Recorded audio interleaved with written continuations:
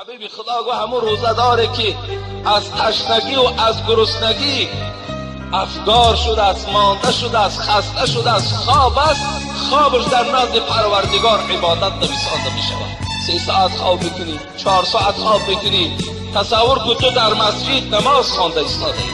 برای آدم روزدار خوابش هم عبادت است. حتی پروردگار به سوی ملائکه ها چی می گفته است؟ انظروا الی عبدی، همون بنده ای که شما نخواستین که ما من در زمین بیافرم پیدا کنم، نظر به سوی همون بنده کنین. ترک شهوته و لذته و طعامه و شرابه من اجلی.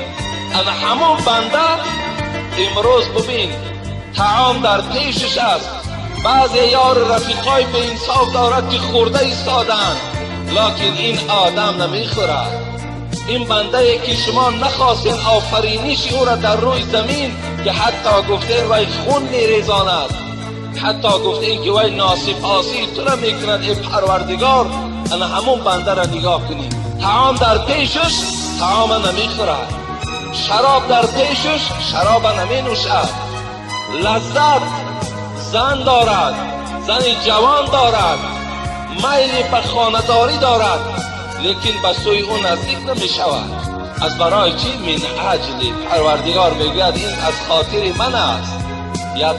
یدع طعامه و شرابه لاجلی. و این خوردن و نوشیدن و لذت و همه اینا به خاطر پروردگارش ترک ساخته است. از این خاطر من ثواب روزدار من خودم مکافات میدهم.